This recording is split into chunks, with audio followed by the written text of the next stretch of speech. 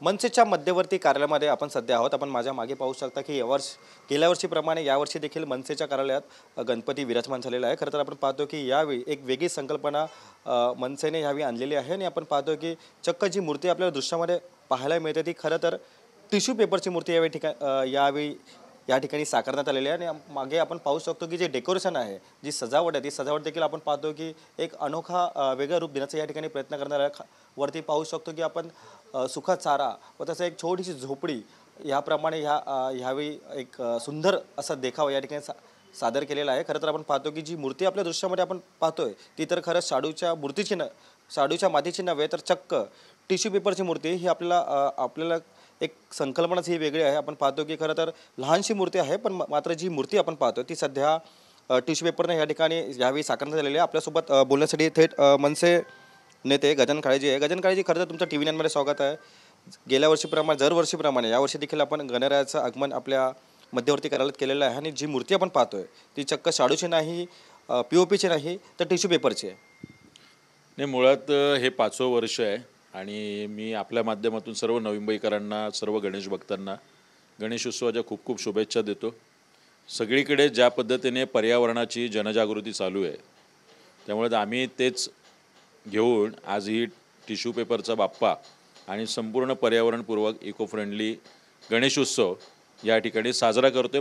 आता याच वर्षी गणेशोत्सवाला राज्य महोत्सव म्हणून दर्जा देण्यात आलेला, तर त्याचाच एक भाग म्हणून आज आम्ही इथे गणपती बाप्पाचं आगमन केलं। खरं तर आम्ही पाहतो की काल या ठिकाणी ठाकरे गटाचे जे पदाधिकारी होते नवी मुंबईतले त्यांनी देखील दर्शन घेतलेलं आहे। पुन्हा मनसे ठाकरे नवी मुंबईत देखील एकत्र पाहायला मिळाले।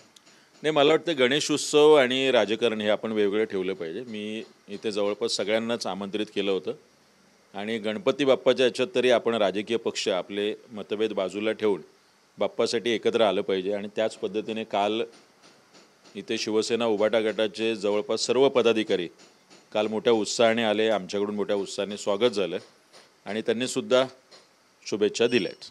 खरं तर आपण पाहतो की मनसेला एक कोकणा या साईडला एक मोठा धक्का बसलेला आहे। वैभव खेडेकर सध्या भाजपच्या वाटेवरती आहेत आणि भाजपमध्ये प्रवेश देखील करणार आहेत। नाही, मला वाटतं मला आदरणीय पवारसाहेबांचं एक वाक्य आठवतं, कुणाच्या जाण्याने आणि येण्याने कुठली संघटना आणि पक्ष काही थांबत नसतो। त्यामुळे सन्माननीय राजसाहेबांबद्दलची निष्ठा ठेवून अनेक महाराष्ट्र सैनिक आज कोकणात काम करतात आणि संपूर्ण महाराष्ट्रात काम करतात। वैभवजी आणि यांचं नेमकं काय झालं मला कल्पना नाही आहे, पण चांगला कार्यकर्ता होता, त्यांनी थांबायला होतं, राहायला होतं। पक्षाच्या पडत्या काळात मला वाटतं पक्षाला गरज असते, अशा वेळी आपल्यासारख्या कार्यकर्त्यांनी तिथे ठाम उभं राहिलं पाहिजे।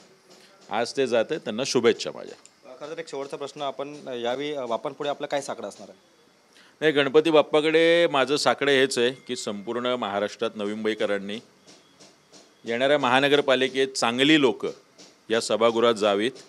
आपण लोकांचे चेहरे न बघता हे सुशिक्षित, सुसंस्कृत आणि काम करणारी माणसं या सभागृहात पाठवावी, एवढंच मी नवी मुंबईकरांना साकडं घालतो। धन्यवाद। खरं तर हे होते आपल्यासोबत मनसे नेते गजानन काळे। येणाऱ्या महानगरपालिकेत चांगली जी चेहरे आहेत आणि चांगली जी लोकं आहेत ती महानगरपालिकेत जावी, असं जे त्यांनी साकडं ते घातलेलं आहे। कॅमेरा पर्सन नागनाथ शिंदेसह मी रवी खरात, TV9 मराठी, नवी मुंबई।